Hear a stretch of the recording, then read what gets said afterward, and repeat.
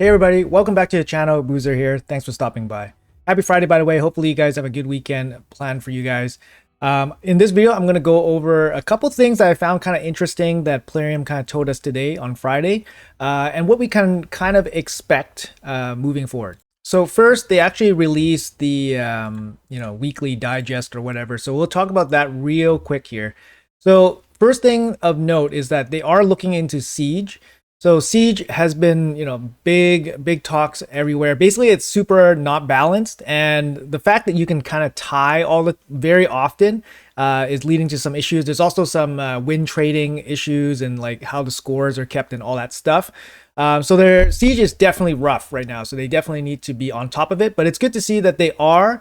Usually when they drop a new piece of content, if you guys have noticed, within the first 6 to 9 months, they're really on top of it and they're really keen on just eyes on it, focused, and then trying to fix and improve it right away. This happened with all their big content drops in the past. And then afterwards, they basically forget about it. Like they move on to the next thing. And it seems pretty consistent. So here they're trying to balance Siege a little bit. They recognize some of these issues. Yeah, there's some technical issues where people are getting additional scrolls when you upgrade your stronghold fortress, which is absolutely insane because I initially was planning for my clan to upgrade the stronghold. Oh, we'll have some extra defenses in here. We'll be stronger, blah, blah, blah. But then I wasn't aware that the enemy team would get extra attack scrolls when you upgrade your stronghold. So it's actually a disadvantage to go that route and try to upgrade your stronghold. So just an FYI, guys, it's really, really bad, I guess, foresight. And it's good. It's good that they acknowledge that it, requires some balancing and tweaking along the way. So we can look forward to some of that. Some other interesting fixes here. There is a bug fix stating that if you have more than one Firo in a team, your passive no longer stacks. So I think this is an immediate response to this team right here. So in this team, it's not. I'm not saying it's Ash that basically outed this team, but basically in this team we have a couple Firos, and then we have Siegfried and Baron, and they basically 2-second the new Odin boss. The thing is, I've seen a team where it's basically 4 Firos, and I think it's Siegfried as well, and they basically 2-second the boss as well. So basically, there's something crazy going on with Firo. I don't have a single Firo, let alone multiple Firos. So I don't even entertain the idea of these type of teams. But this kind of interaction they probably want to kind of curb a little bit. I think the big issue is that if runs are this fast, I think Plarium starts, I think their watchdog program starts picking up that maybe some kind of illegal like hacking or cheating is going on. That's my thinking. And I think Plarium wants to set like some kind of limit on how fast dungeons can be completed over and over again. So they're looking into Firo right now. And yeah, I think that's fair. I think that's fair. It's consistent with all their other type of champions that have passives that have stacking abilities. They say they can't stack, or they say they can't occur more than once. So it's kind of makes sense. What else?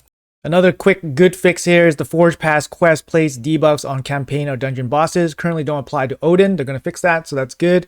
That's a good little fix. And then this is a big one too. Matchmaking error in live arena. They said there's an error in the search algorithm when you have several defeats in a row preventing you from finding an opponent. I thought this was a feature. I don't know if you guys noticed, but if you guys do live arena, you guys lose 3 fights in a row. They basically time you out for a full 60 seconds. And then you go back in and then you can find somebody normally. I thought this was something to prevent basically like raging through your battles, or basically prevent like people constantly sniping you, for example. You don't want to keep matching up against the same person after a loss. I thought it was something like that. I thought it was intended, but apparently it's not intended. And I think it's kind of a good thing because people just kind of want to do live arena quickly. They don't want to get extra tilted by an extra minute. Like you just lost 3 fights in a row and now you have to wait another minute to lose your 4th fight. So, you don't want to get more and more tilted, right? So I think this is probably a good thing overall. So that's a good thing. I'm so surprised that they had that on their radar at all. And then lastly, the last bit of news is that there is personal rewards next CVC, which in lines with so far their personal rewards, non-personal rewards, personal rewards, non-personal reward pattern. However, they're known to do double personal rewards back to back as opposed to double non-personal rewards. So keep that in mind. We don't know when Plarium's going to do that. They're probably checking out their weekly ledgers and then figuring out, oh, we haven't made enough money. Therefore, we're going to do back-to-back personal rewards. That might just be the trigger for them. I don't know, but it's just speculation. But actually, that's not the last piece of news today. Actually, the most interesting piece of news comes from their next post here. So apparently to celebrate the Day of Independence in Ukraine for August 24th, they'll be celebrating a special progressive event, which is not that special, but it's a 15x progressive event for Taras the Fierce and Marichka the Unbreakable from Void Shards. So, the Ukrainian duel wreaking havoc in Raid for I don't know how long now, 18 months, probably 2 years. But obviously they're overshadowed now by mythicals, but they're still probably the best non-mythical champions in the game. Definitely the best non-mythical pairing in the game. I don't think there's a mythical pair. Sorry, my bad. But they're definitely still incredibly strong, still very sought after. It's interesting to me because obviously the Ukrainian Independence Day, isn't a new thing that just popped up today. So why did they wait a day, 2 days to announce this progressive event on top of the Asgardian path and on top of the 2x primals? Why did they announce the 2x primals before this 15x Marichka event or Taras event? To me, it feels like the negative criticism potentially for this path has caused people basically without primal shards to sit it out. They're like, hey, I'm just going to sit this one out. It's such a bad event. I'm going to sit it out. So it feels like maybe they wanted to give everybody more reasons to pull shards for this event. And void shards for Taras and Marichka is a good reason to pull shards. However, I do want to caution that you only really want to pull shards when you can kind of guarantee yourself to get a Lego. And the only way you can kind of guarantee yourself to get a Lego is if you know your Mercy. Because the odds of getting a Lego are extremely low. It's only 0.5% chance. There's no boost or anything. So you can kind of see here, there won't be any boost. It's only 0.5% chance to pull a legendary. So if you can guarantee yourself a chance at pulling a Lego, then you're going to have the 15x boost on one of these champions, Taras or Marichka. 15x is actually pretty good. You're going to get roughly 20% chance to pull one of the desired legendaries. So based on what they're saying in this statement here, they're saying Taras and Marichka will be boosted, I guess, during the same event. So you can pick either one. So that means that you have roughly a 20% chance of pulling either one if you pull a legendary. So that's why knowing your Mercy and guaranteeing yourself a legendary is the best odds and is the best situation for you to pull your void shards to try to get Taras or Marichka or whatever progressive event you want. Because here for void shards it gives you 20% chance. So it's a 1 in 5 chance you get one. You get your selected champion. This only applies to void shards. For non-void shards, the progressive event is significantly worse. The standard 15x progressive event is significantly worse. It's like 7.5%. But for voids, it's around 20%. So it's a good spot to pull voids if you are a big spender, you have tons of voids, or if you know your Mercy. For me personally, both my accounts are basically fresh Mercy. Definitely too far away from Mercy for me to even consider pulling. If this Asgardian path was insanely good, and then this Taras Marichka progressive event was on, and let's say I was like I think I'm 180 shards away from Mercy, I would probably try to go for it. Like, considering that I have a stack here of 223, if I needed to pull 180 for my guaranteed shot at Marichka or Taras, I might consider it, especially if I had a good path to go with it. Maybe like a guaranteed champion at the end of it.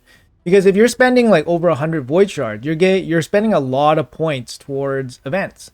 And I don't know how much you value that. It might be very valuable, it might be not valuable. But there's something to consider for your own account. But personally, I don't think anybody should pull void shards for those 2 champions unless you know that you're going to get a legendary at the end of it. Otherwise, there's so many events upcoming. You should definitely save your shards and prepare for those events instead. But I found the timing of the release of the information very interesting, and I feel like it's a direct response to the negative feedback that this event has kind of generated over various outlets. So YouTube, Reddit, social media, all slamming this event. Nobody is saying good things about this event. There's literally nothing. I'm going to say there's literally nothing good about this event, except that it lines up with the Loki chase. So if people did not watch my previous video about saving Loki for future events, if you pull Loki during the Asgardian path, you will pull him if you started Loki on day 1. So the first day that he was released, if you just collect him for every day, you will pull him during this Asgardian path, and you'll pick up a free 6-star, glyph, speed glyph out of it. So that is the good thing. Otherwise, the rewards in this are just kind of awful. And yeah, I mean, I haven't read a single good thing of it. I think that's the only good thing from this path, and it's definitely a skip for me. So for example, I'm just going to bring up this Reddit thread here. It's one of the most popular ones. And basically it's asking everybody on the community, what are your thoughts on the Asgardian path? Is it worth it? Top comment is generally one of the worst events I've ever seen. And I think it's a reasonably true statement, right? Like, next top comment, worst path ever to be released in my opinion. It is honestly one of the worst paths, if not the worst path. Like it's the price, the cost of things are not good. The rewards are not good. The events around it are good. 2x primals, Marichka, Taras, progressive. But I think that's Plarium's response at a bad path. I think so. But third top comment, impressively bad. Only noobs and very high spenders will do it.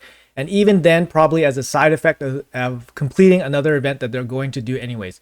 Exactly. That's why I was saying I'm already accumulating some points just doing the dungeons that are already existing. The dungeons have good rewards for more endgame focused players because they have oils and ores and stuff. Those are kind of good for endgame players. But for a new player, you can totally just skip everything, especially these time attack dungeons. Totally skip everything and it's totally fine. This Asgardian path, totally skip it. Just have a good weekend and forget about raid for a little bit, or maybe do something else in the game, right? But yeah, I feel it's a direct response to kind of a bad, path. And I feel like they could have maybe done something else for Ukrainian Day, but it makes sense that it's Taras Marichka, but it's also kind of weird timing on their announcement. Maybe they had something else lined up for Ukrainian Day. Maybe it would have been, something much lesser, a lesser event. I see here they just added the Taras Marichka into the calendar. But yeah, I don't know. Maybe I'm just grasping at straws here, but it seems kind of interesting why they would put this event or announce this event a little bit late, in my opinion. But yeah, it increases the value of the Asgardian path if you so choose to do it. And I guess it's better than having no event paired up with this really good event. So if you're pulling, at least you can get something out of it. You're not going to get much from this Asgardian path, but you're going to get something out of it. But yeah, personally for me, 223 shards. I would love to pull for Taras and Marichka, but I'm too far away from Mercy to make it really worthwhile. There's not really too much more incentive for me to pull. But yeah, so I'm going to hold on to my shards for another day. These Taras Marichka progressives don't happen that often, maybe once every couple months. So they do give you an opportunity to kind of save up shards and build up Mercy and try to strategize for that opportunity. Best of luck here pulling your void shards for Taras and Marichka. They're game changers, of course. But yeah, I will be pulling my primals for this event, not necessarily for the Asgardian event, but for this boosted mythical primal shard event. So you have 2% chance on legendary, 1% chance on mythical. These are good. These are good. I'm down. Mainly because obviously a mythical would propel my account forward. Depends, right? There's some bad mythicals now. I don't really want to deal with those. But yeah, I've been saving up like books and stuff for like mythicals. I got 21 ready. I got my Kage fully booked, and she's my only mythical so far. Just saving up my resources for the first mythical, hopefully soon. After that, I'm freaking super stuck on this mission here. This equipped a champion with 6 impulse artifacts. I'm stuck. I'm missing a boot. I'm missing a dang boot, guys. So let it be known, August 23rd, I'm stuck on the boot. Let's see how long it takes me to get the damn boot from Live Arena Chess to finish off this Marius mission. Otherwise, I'm pretty close to Marius. There's going to be some big roadblocks here coming up. So this boot is going to take me Live Arena Chess, which costs 35 wins to get one chess at a chance at a boot. You can see here I'm at 30 wins. I'm pretty far away, so expect a lot of live arena content coming up soon. After that, this is also a big roadblock. Earn 80 immortal soul essences. That's massive. It's probably going to take like a month to get that at least. After that, this one, I mean, it's going to be 40 battles. I could do that maybe in a couple days. Again, it's going to be a lot of live arena battles in the near future. Zeo, I think I have. Awaken 4 is easy. This one's easy, just energy spend. The rest is easy. So, yeah, we'll see. I'm progressing. I'm progressing. Looking forward to Marius. But anyways, that's it for me on Friday. Have a great weekend, guys. Best of luck on your polls, primals, voids. Have a good time. Like I said, guys, forget the dungeons. If you guys are strapped for energy, prepare for the events ahead. Like I said, Freya and Thor. Thor is the upcoming fusion. Freya will be part of a Deck of Fate event.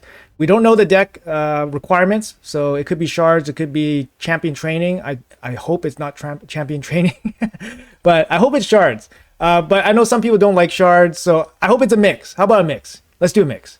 Okay. Anyways, guys, thanks for watching. As always, take care, and I'll see you guys in the next video.